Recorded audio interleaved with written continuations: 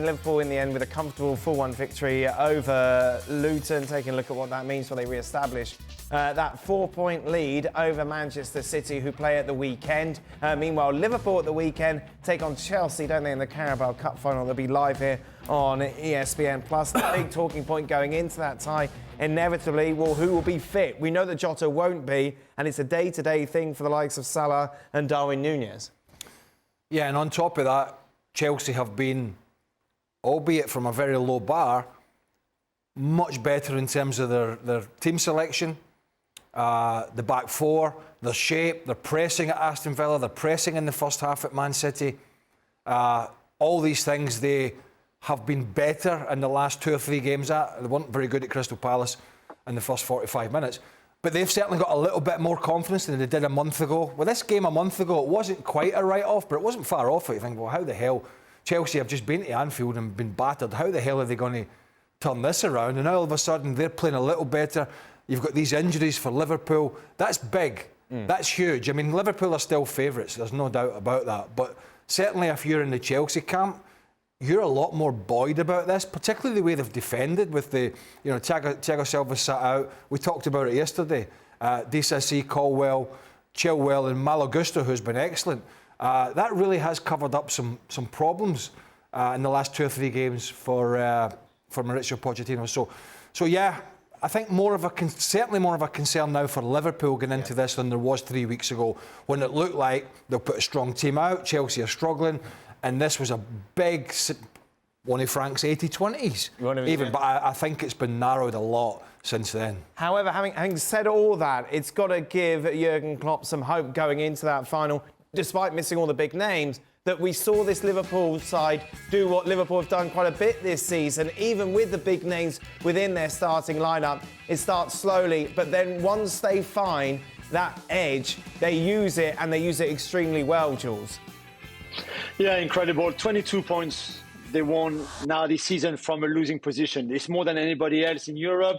I think it's as high as they ever did under Jurgen Klopp through the whole season. And there's still 13 games or 12 games to go now for them. So pretty remarkable how, even if they go behind and they concede goals, to be fair, again, today, when they go behind, they always come back, especially at Anfield. So despite all the injuries, I think they had 11 players injured. All in all, we mentioned a few, but Trent, Szoboszlai, plenty of others as well. So it's not easy, but they still have a good depth in their squad, of course.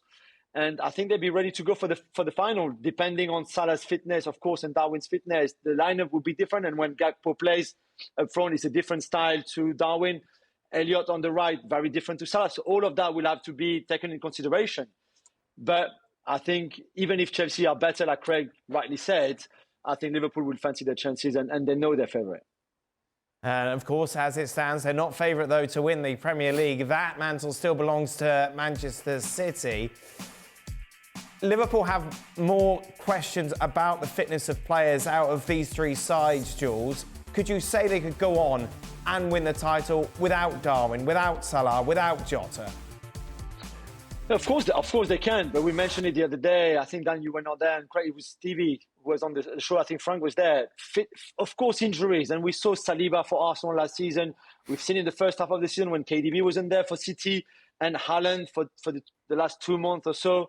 It's difficult. Even if you have a good depth in your squad, even if you planned before to have every position doubled or trebled, it's hard when your big leaders or your big stars are not fit. So that will have a big impact. Also, let's not forget that City are the only team amongst the 3 to play both Liverpool and Arsenal, because Liverpool and Arsenal have faced each other twice already. So that would have a big input. But yeah, I think Liverpool, even with all the injuries, at some point those players are going to come back. They can, of course, go and win it. Frank, you're the king of percentages today. Go on then, break it down, these 3. Well, I still think that City is a favourite for me, even if what I saw against Chelsea wasn't good. And it goes between, for me, them and Liverpool. I don't know. I had that feeling that Arsenal is not yet ready. It takes time to win the Premier League, and they last year proved that they changed the way their mindset, and they get much better. They got much better, and this season again. But I think they're still not yet there where against Man City and Liverpool, we have proven that they are the top for now a while, you know, winning the Premier League, both of them, winning the Champions League, both of them. I think Arsenal is still not capable of, I would say, race for the title. And in between City and Arsenal, I don't know, it's like we saw that last season. We saw that so many other seasons with Manchester City finishing strongly. So I still believe that it's possible and they're going to do the same. But I'm amazed by the quality of the players at Liverpool, and with all injuries and the players who can step up. We see the young Bradley doing very good if Trent Alexander is not there. Nunez, we had some question marks when Salah left. What percentage, for the, Frank? AFCON. And he did very well. My favorite? Oh, what percentage? Okay. What percentage? What? Between the three? I give, well, it's hard to give a percentage for three teams, you know, but I give 52% for Manchester, or 55% for Manchester City. Yes. 45% for Liverpool and 10% for Arsenal. No, I don't know. No. You haven't got any percentage left, Frank. You've got nothing left. 55 and 45. I think if he was to... True. So sorry. 45, 35, 10. Okay. Frank must just hate Arsenal.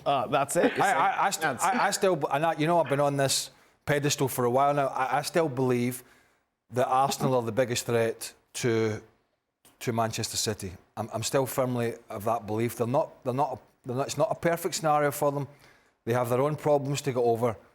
And Liverpool are also a great side. I think it's nip and tuck. It's very close, but I still think Arsenal are the side. I think if Liverpool were to lose, and I don't think this is going to happen, but if Salah was to be a longer term, if Diaz was longer term, and of course Jota is, I don't think they win the league.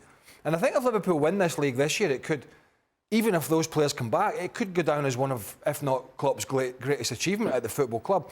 When you think about it, we've had the Asian Cup and the African Cup of Nations in between, where he's lost a player in Salah who got injured. He lost Endo. He's got Matip out with a cruciate for the season. He's had all these issues and, you know, lost both fullbacks as well for sustained periods. Trent Alexander-Arnold and Robertson on the other side, and then lost Tsimikas to the dislocated shoulder. If they were to go all that way and win it with these problems in his final season, beating these two teams, not just Man City, but at the moment it's these two teams, I think it would be the best thing Klopp has ever done at this football club. And so I think I'm telling you, that's how difficult this is going to be. A discussion for another time if they do achieve it. Look forward to having That's a discussion for a night when it's been a really bad Champions League night. I look forward to it. Like so where does that leave Luton, this defeat? They wouldn't have gone to Anfield to expect to pick up anything, and what that means is they remain in the relegation zone, level on points with Everton, 4 adrift of Nottingham Forest. But I'd be encouraged if I was them. All right. You don't want to talk about Luton, do We're you? not talking about the relegation. Move on. I don't know. Move it on. Here we go. Chelsea against Liverpool on Sunday. Live for you on ESPN Plus at 9 a.m. Eastern.